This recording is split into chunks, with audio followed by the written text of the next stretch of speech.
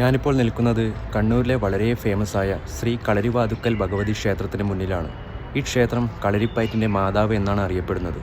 കണ്ണൂരിലെ ഫേമസ് പുഴയായ വളപട്ടണം പുഴയുടെ തീരത്താണ് ഈ ക്ഷേത്രം സ്ഥിതി ചെയ്യുന്നത്. കളരിവാതുക്കൽ ക്ഷേത്രത്തിലെ മുഖ്യപ്രതിഷ്ഠ ജഗദീശ്വരിയും ആദിപരാശക്തിയുമായ ശ്രീ ദുർഗാ ഭഗവതിയാണ്. സപ്തമാതാക്കളിലെ മറ്റു 6 പേരും ഇവിടെ കുടികൊള്ളുന്നു. ബ്രാഹ്മി, വൈഷ്ണവി, മഹേശ്വരി, കൗമാരി, വാരാഹി, പഞ്ചമി, ചാമുണ്ഡി എന്നിവരാണ് സപ്തമാതാക്കൾ. കളരിവാതുക്കൽ എന്ന പേരിൽ നിന്നു തന്നെ കളരിക്കായിരുന്നു പ്രാമുഖ്യം. പ്രസ്തുത കളരി സങ്കേതത്തിൽ വന്നുചേർന്ന് ആരാധിക്കപ്പെട്ട ഭഗവതിയാണ് കളരിയാൽ ഭഗവതി. ആയോധന വിദ്യകൾ അഭ്യസിപ്പിച്ച് യോദ്ധാക്കളെ കോലത്തിരിയുടെ സൈന്യത്തിലേക്ക് സംഭാവന ചെയ്തിരുന്ന വളപട്ടണം കോട്ടയെന്ന കളരി സങ്കേതമായിരുന്നു കളരിവാതുക്കൽ ഭഗവതിയുടെ ആദ്യ സ്ഥാനം.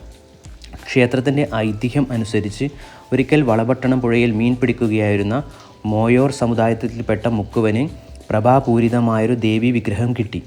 മുക്കുവൻ കോലത്തിരിയുടെ പടത്തലവനായ പുളിയങ്കോട് നായരെ വിവരമറിയിച്ചു.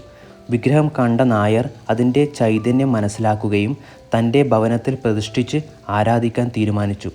ദിവസങ്ങൾ പോയിക്കൊണ്ടിരിക്കെ ഒരു ദിവസം തൻ്റെ ഭവനത്തിൽ ഭക്ഷണത്തിനു തയ്യാറാക്കിയ മത്സ്യവിഭവങ്ങൾ നഷ്ടപ്പെട്ടത് അന്വേഷിച്ച നായർക്ക് മുന്നിൽ ദേവി തൻ്റെ വിശ്വരൂപം കാണിക്കുകയായിരുന്നു.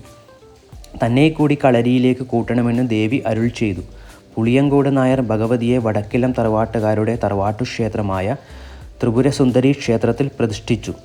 പടനായരിൽ നിന്നും വിവരമറിഞ്ഞ ചിറയ്ക്കൽ തമ്പുരാൻ ഭഗവതിയെ കാണാനായി എഴുന്നള്ളി. തൻ്റെ പരദേവതയാണിതെന്ന് മനസ്സിലാക്കിയ തമ്പുരാൻ ഭഗവതിയെ വേണ്ട വിധം പരിപാലിക്കാത്തതിൽ കടുത്ത ദുഃഖം തോന്നി. അന്നു രാത്രി രാജാവിന് സ്വപ്നദർശനം നൽകിയ ഭഗവതി ഇപ്രകാരം അരുൾ ചെയ്തു: തനിക്ക് അധിവസിക്കാൻ ഒരു ഉത്തമ സ്ഥാനം പണിയുക.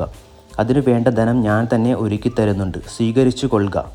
ഭഗവതി സ്വപ്നത്തിൽ കാണിച്ചു തന്ന സ്ഥാനത്തു നിന്ന് സ്വർണ്ണ നാണയങ്ങളും വജ്രങ്ങളും അടങ്ങിയ നിധിശേഖരം രാജാവിന് ലഭിച്ചു. ഒട്ടും താമസിയാതെ നാലുപുരയ്ക്കൽ തറവാട് മൂത്താശാരിയുടെ കാർമ്മികത്വത്തിൽ ക്ഷേത്ര നിർമ്മാണം പൂർത്തിയായി. ഇന്നത്തെ കളരിവാതുക്കൽ ഭഗവതി ക്ഷേത്രം സ്ഥാപിതമായി. ദാരികാവധത്തിനു ശേഷം കോപം ശമിക്കാതെ അട്ടഹസിച്ച ഭദ്രകാളിയെ മഹാദേവൻ ശാന്തയാക്കി. ശാന്തഭാവത്തിൽ ഭക്തരെ അനുഗ്രഹിക്കുന്ന രൂപമാണ് വിഗ്രഹത്തിന്.